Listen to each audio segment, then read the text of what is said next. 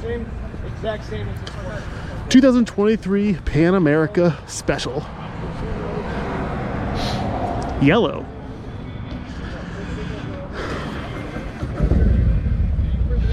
Yeah, I just got off that. Yeah, okay. Rain mode, highway mode, It's been a minute.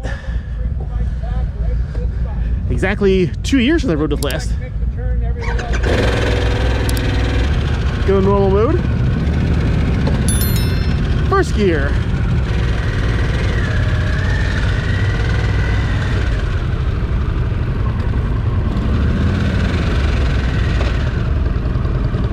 I remember this display being a black background before. I wonder if that's an option now or something. They changed that.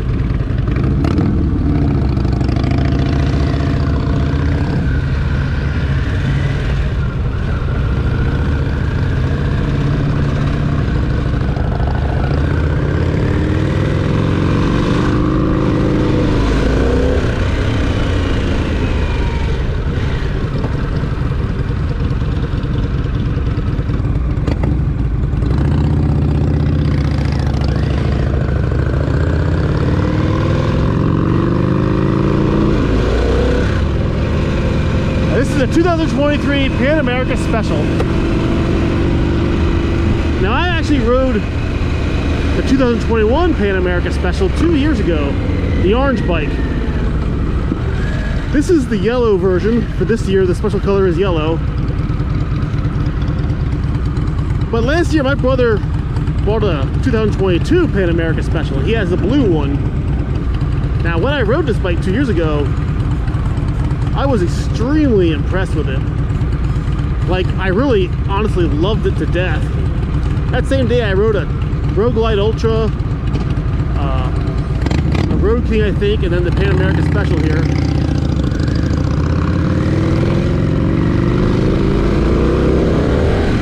And I was left with the impression that this was the best bike I rode that day. And that it might actually be the best motorcycle Harley Davidson makes today, in my opinion. So today I'm riding it as a refresher to refresh my memory of what this bike feels like. I know my brother loves his to death, and everyone I talk to that owns one of these loves them to death too. So is the Pan America really as good a bike as everyone claims it to be? Well, after riding this for a few seconds now, my first impression is, yeah, it's as good as I remember it being. It's not just rose-colored glasses or nostalgia making me think this bike was awesome to ride. It just rides awesome. The suspension is fantastic. It rides nice. It handles good in the curves. The seat is ultra comfortable. The motor has tons of power. It's a very fast motorcycle. It's not the best sounding bike Harley makes. I'll give it a notch down for the sound of the bike, but it does sound nice. It's not like it's a bad sounding bike. It's just, you don't have that Harley sound to it, you know what I mean? But then again, this is a different kind of bike than a normal Harley Davidson too. So you got the chain drive, you've got the Revolution Max motor, 1250 Revolution Max. It's not a standard V-twin. It's not an air-cooled V-twin. It's a water-cooled V-twin. It's a modern engine, and it feels like a modern engine because it's got lots of power. Lots of torque, horsepower up in the high. It revs high. It's just a really great motor for a motorcycle. The only other complaint I have about the Pan America is this. I feel like the handlebars are a little too far forward for my liking. The seat's great.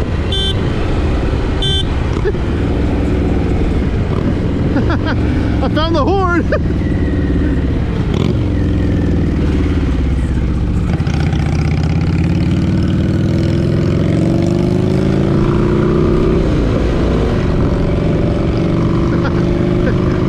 The horn and the turn signals are very close to each other. That was funny. So yeah, I feel like the handlebars are too far forward for me. Like if I got a Pan America, I'd probably put some bar risers on it to bring the bars back a little bit, so that it was more comfortable for me. The seat position is nice. The foot position is nice. The Pan America has mid controls, not forward controls, but it feels good in this bike. It's got a very, well, adventure bike stance, I guess. It actually sits very similar to my Goldwing, to be honest. My Goldwing has, you know, the feet a little back behind my knees a little bit. This bike is the same way. And yeah, in many ways, my Goldwing does sit like an adventure bike, in all honesty.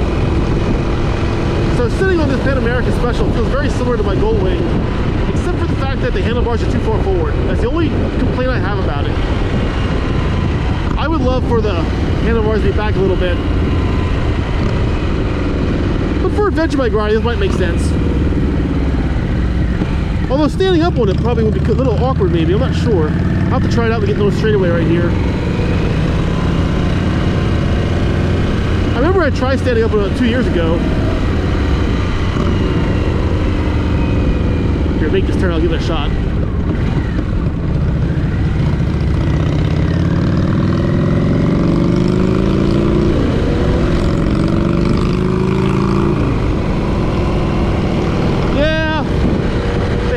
Too far forward for me. That's what it is. For a taller person, it might not be a problem. But for me, being 5'8", if the bars are back just an inch or two, probably would be enough. That's all it would take, I think. It wouldn't take much. Just a little bit back further, and this would be super comfortable, ideal sitting position. One of the nice things of the Pan America is the seat. I mean, the seat is just awesome. It's an extremely comfortable seat. And that's part of why I say that this is the best bike Harley Davidson makes today, because it's a good general jack of all trades. You know, you can go off-road in it. It's good in the curves, it's sporty, it has sport mode. The windshield is adjustable height. The seat is incredibly comfortable. The sitting position is comfortable. It's very fast. In fact, honestly, I'd say it's probably about as fast as my Goldwing, which is really saying something because this is a much smaller engine than my Goldwing has in it. This is a 1250cc, my Goldwing is an 1800cc. I mean, this is a much lighter bike than my Goldwing too. My Goldwing's around 800 pounds, this is like 550, I think. So there's a big weight difference there too, but this bike feels every bit as powerful as my Goldwing. It handles the curves as good as my Goldwing. It's just, this bike is great for everything. It's good for touring, long distance riding. It's good for carving cords, curves, and carving curves. Blah, blah, blah, blah. It's good for off-road riding. It's good for going fast. It's good for going slow. It's good for cruising and touring. In my opinion, the Pan America is the best motorcycle Harley makes. And it has riding modes and all kinds of technology, and the suspension lowers when you come to a stop for you, and it rises up so you have a high sitting position when you're riding, which is better for visibility and comfort. It's just, Harley hit a home run with the Pan America. That's just all I mean. In my opinion, this is just, Harley did a fantastic job, in my opinion. And there aren't many downsides I can think of to this bike. Again, the bars are too far forward for me, but that's because I'm probably 5'8". A taller person wouldn't mind. It wouldn't matter for them. The only other negative I can think of would be, you know, you gotta lubricate the chain once in a while, chain maintenance. But that's not a big deal. That's, you know, you do it every now and then, that's no big deal. It's easy. And I tell you what, and forgive me, dear, for saying this, if you're watching this, dear, but if I was single, I'd seriously consider trading my Goldwing in for one of these Pan Americas. I mean, ideally, I'd like to have a Pan America alongside my Goldwing for a second bike. That would be like my dream bike stable, I think, because then I got the Goldwing for touring and the Pan America for everything else. And for off-road riding. Now here's the real question. If I had both the Goldwing and the Pan America in my garage, which one would I ride more? It's a good question. I'm not sure what the answer is. I like to think I'd ride the Goldwing more, but I'm really not sure. Man, I wanted to pop a wheelie there, I think. In some ways, the Pan America is more fun to ride than the Goldwing. And I love my Goldwing, don't get me wrong. I'm not, you know... My Goldwing is a fantastic bike and I love it to death. It's the best bike I've ever owned.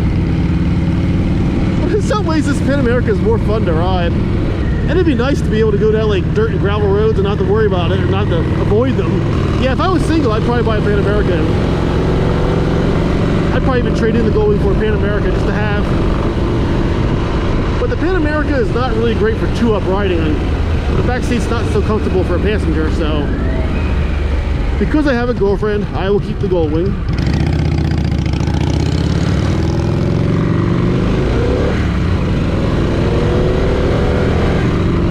Now the difference between this bike and the one I rode 2 years ago, the 2021 Pan America Special, they have made some small minor changes to the Pan America in the 2 years, but nothing major, just minor under the hood stuff mostly, I think. Maybe some software changes to the display here, which the display is great. I love the display. The only thing it's missing is a navigation feature, maps, but and my brother has a Garmin Zumo, and honestly, you probably just want to do that anyway, because the Garmin makes fantastic GPSs. And then you can have the information display and the GPS separate, which is pretty nice in itself too. So probably not including navigation on the Pan America is probably, it's not, for me it's not, you know, it's not bad, it's not a bad thing. Yeah, this bike's just great. I really do feel like this is the best motorcycle Harley Davidson makes today. Now, you know, there's a lot of subjective aspects to buying a motorcycle. For a lot of people, the Pan America is not looks-wise what they want in a motorcycle. You know, a lot of Harley riders prefer street glides or road glides or more classic Harley-looking bikes, so I can understand that. In that regard, the Pan America is not, you know, it's not a normal-looking Harley. It looks very different. And it is very different. This is a whole different beast of a motorcycle from Harley Davidson. But if the looks don't bother you, if what you want is the best ride possible, and the best bike possible, then I really do hold the opinion that you can't beat this Pan America Special. It's just unbeatable in Harley's lineup.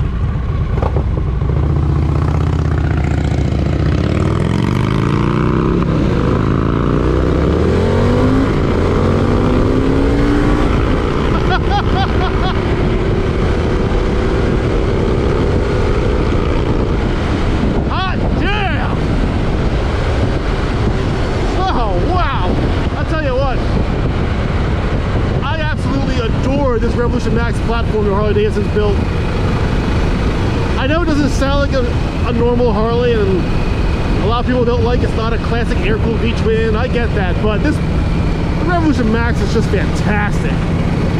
It runs so nice, it runs cool, it's strong, it's powerful, it gets good economy, it's just the best motor Harley makes in my opinion. This bike rides wonderful, and even yesterday I rode the nicer Special, which has the same motor but a smaller version of it.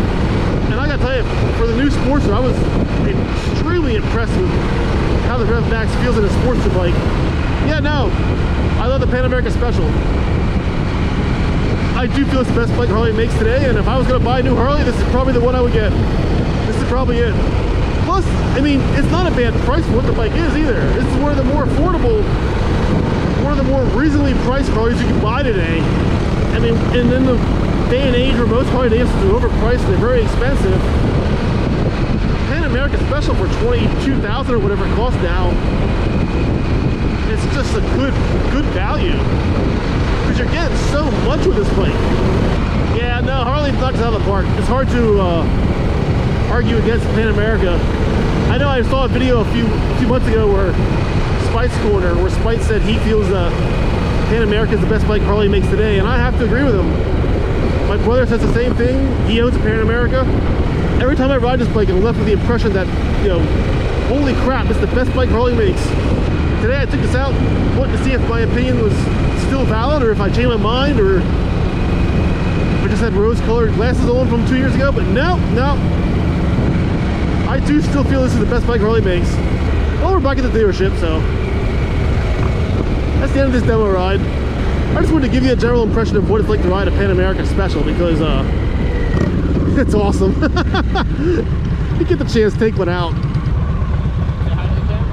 I love this bike. This bike is fantastic. Did I get on it enough for you? That was fun. Yeah, thank you very much. Yes. I couldn't pass you, you know. Doesn't take much. So there you go.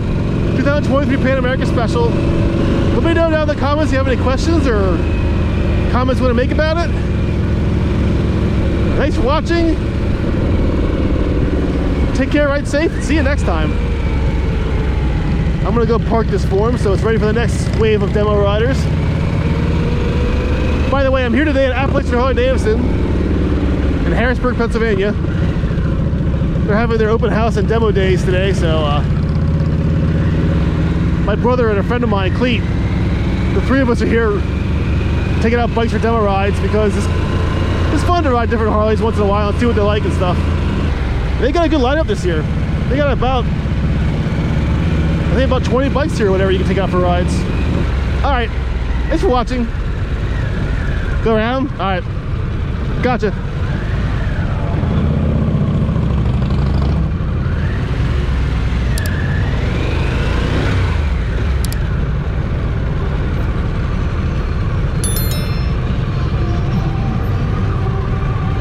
Back where it belongs. Let's find neutral. That's second. There's neutral.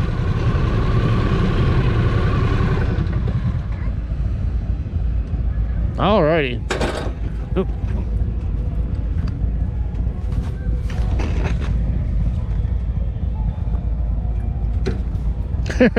It's a little dinky kickstand.